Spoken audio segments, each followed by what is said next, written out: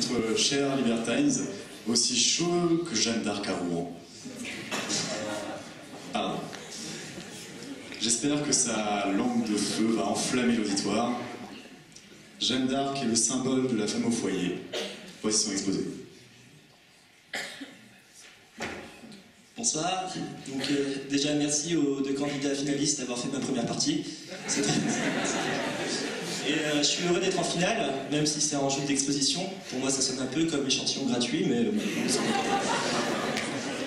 bon, on va passer au sujet. Je vais vous parler de Feu Jeanne d'Arc. Alors, il y en a certains qui la considèrent comme le symbole de la femme au foyer. D'après mon humble avis, qui souvent est le meilleur, je suis totalement contre cette idée. Donc, Jeanne d'Arc, vous voyez le personnage? C'est cette vierge du XVe siècle qui entendait, enfin, un peu garçon manqué, qui entendait des voix et qui a péri dans un accident de barbecue. Mais Jeanne d'Arc, c'était bien plus que ça. On va faire une petite rétrospective de sa vie.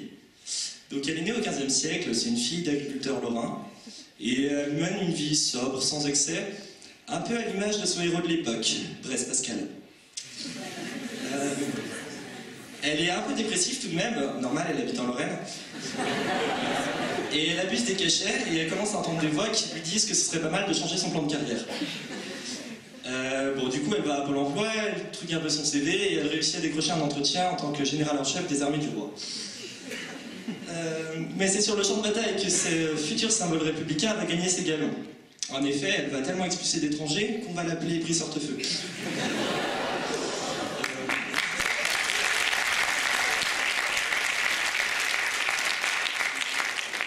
Ce que peu de gens savent, c'est que Jeanne d'Arc, c'était pas seulement un modèle de pureté, elle avait un peu une double personnalité. Elle était un peu schizophrène sur les bords. Des fois, on parlait à une femme douce, gentille, c'était la Jeanne gentille, et des fois, son côté sombre prenait le dessus, et elle devenait Jeanne d'Arc.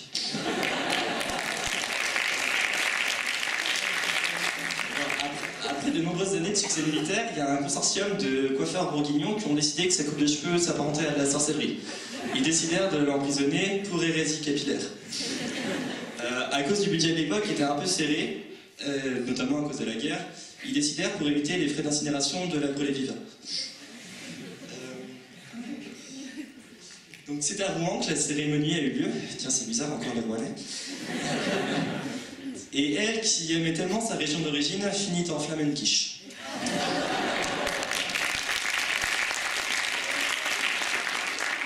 De nombreux artistes relatent aujourd'hui l'événement, notamment Johnny Hallyday avec sa célèbre chanson « Allumer le feu ». Mais ce que j'essaye de vous expliquer, c'est que Jeanne d'Arc, c'était avant tout une femme ultra moderne, ultra en avance sur son temps, à part pour sa coupe de cheveux. C'est le genre de femme qui aujourd'hui refuserait d'avoir une famille, d'avoir des enfants, d'avoir un mari, tout ça pour se consacrer uniquement à son travail.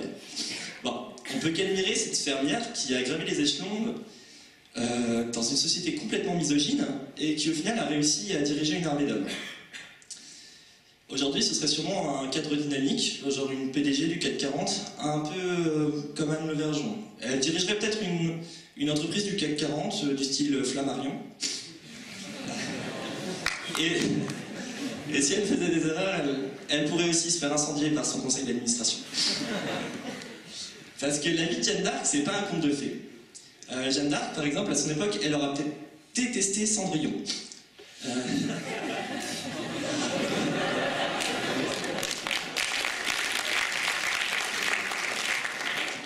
Oui, Jeanne d'Arc, c'est un peu de l'anti-Cendrillon par excellence. Bon, il y a des similitudes entre les deux femmes. Bon, elles partent d'une situation un peu difficile, le travail est pénible, c'est chiant.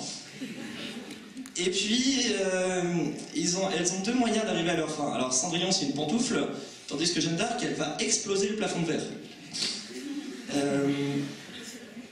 Oui, parce qu'au final, Jeanne, elle gravit les échelons avec quoi? Avec la force de son mental, elle arrive à s'imposer, à diriger des hommes, tandis que Cendrillon, c'est quoi? Au final, c'est juste une poufiasse qui épouse un homme avec une bonne situation. Alors que, bon, autant Jeanne d'Arc, elle s'épanouit, elle dirige des hommes, autant Cendrillon, elle reste complètement à la solde de son mari et à la solde de sa lessive. En plus, selon la chanson de téléphone, 30 ans plus tard, il la trompe avec la belle au bon an. Bon, bref. Ce qu'il faut voir, c'est que Jeanne d'Arc, au final, c'est une femme avec des grandes aspirations, tandis que Cendrillon, c'est juste une femme avec beaucoup d'aspirateurs. Jeanne d'Arc, c'est quand même le symbole de la femme libre et indépendante. Hein. Attendez. Excusez-moi, faut que je me bouge.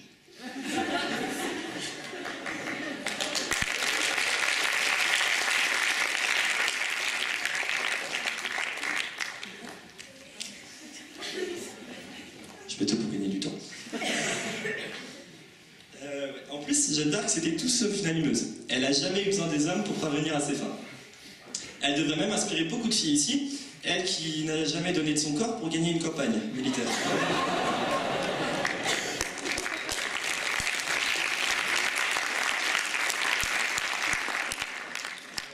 Alors non, Jeanne d'Arc, c'était pas le symbole de la femme au foyer. Et d'ailleurs, c'est quand même un comble, voire une ironie, de finir dans les flammes quand on a bûché toute sa vie.